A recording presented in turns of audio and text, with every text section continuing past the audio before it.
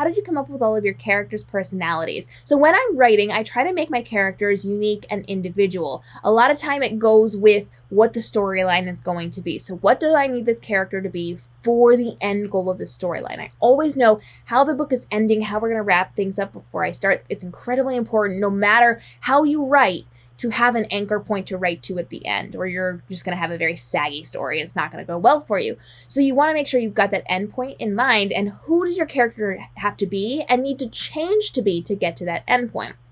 With that in mind, I try to have strong personality points for each of them that's different than the other stories. So I try to make Illyria from Golden different than Jade from the Jaded duology. I try to make Selena from the Siren Wars different from Sienna in Blood is Silent. They all have to have something unique. Now, there are going to be some crossover things. That's okay. We understand that. We expect that. But I want one or two strong personality points that if somebody were going to describe my character, they would say it's this and it's this. These are the things that stand out. With that in mind, then I branch off for anything that's going to be relevant to it. So if I have a very strong-willed character with a sharp temper and a sharp wit, they're probably not going to have some of the fluffier things that some of the other characters might have. So Muffet from Along Came a Spider is going to have a very different personality in the way that she engages with people and speaks to people and interacts with the world around her than someone like Jade from the Jaded duology, who's a bit more softer and a bit more psychological warfare as opposed to will knock your teeth out. So you kind of have to, figure out what works best for your characters.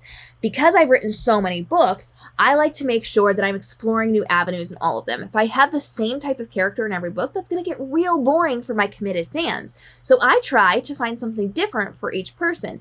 And that can be different in their personalities or in their dynamics within their relationship or in the dynamics within the world. I always try something new because a book is exploring. It's me getting to learn. It's me getting to experience new things. So I try not to do too much that's my personality. There are some crossovers. There are some things that I do that I give to some of my characters.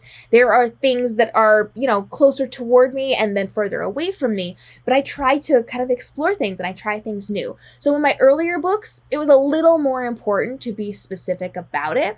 In my later books, I have the freedom to test new things out and to try new things and to try new ways of communicating and doing things and interacting with things. So the more you write, the more you get to explore and play with it, and then the more you learn about human psychology. It's incredibly important if you're going to be a writer to understand human psychology. If you have not studied it, intently, you should. You absolutely should. If you're just jumping into the world of writing, don't do that ever. That's never going to work for you. But studying human psychology and interactions and engagements and emotions and how we process things and how we interact and personality types and all of these things are going to elevate what you're doing and make it easier for you to write. Because when you understand people and who they are and how they engage with each other, that is going to show that you understand humanity. You should, if you have not done this yet, and I teach this all the time, you should take the time to study people around you.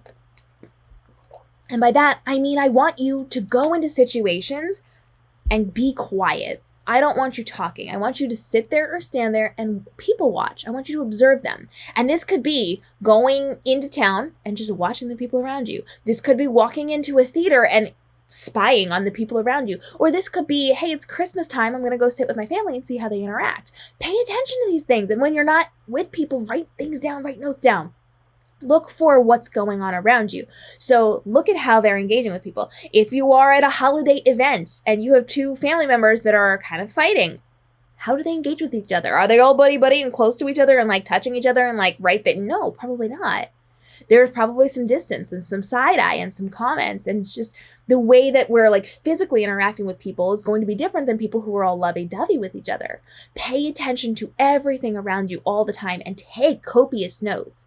Pay attention to how people engage. And that's going to help you to inform personalities of your characters as well, because you're going to start understanding how people interact. Let's say your little sister is quiet. She's a quiet person, maybe on the shy side. Watch her.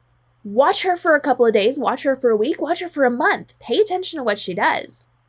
How does she interact with her close friends and family compared to strangers or people that she's familiar with but not super close to? How is she engaging with them and how does that shift? And then in an ongoing capacity, what does she do? How often is she quiet? How often is she vocal? Pay attention to these things. Pay attention to your overbearing mother. What does she do and how does she interact with you compared to your cousins, compared to family friends, compared to the neighbors? How do people engage in different ways? Because we show each other different sides to our personalities, and those personality traits come out in different ways around different types of people. If you document all of this, you're going to have a great study in human psychology and human interactions, and that will inform how you're writing. And that will show that you have studied, you know what you're doing, and you're a much stronger writer than somebody who just kind of tries to make it up as you go, because we will call you out when things seem odd or weird. And if you study people very, very closely and very intently, and you take those notes and you pay attention, you will know what people of certain personality types will do.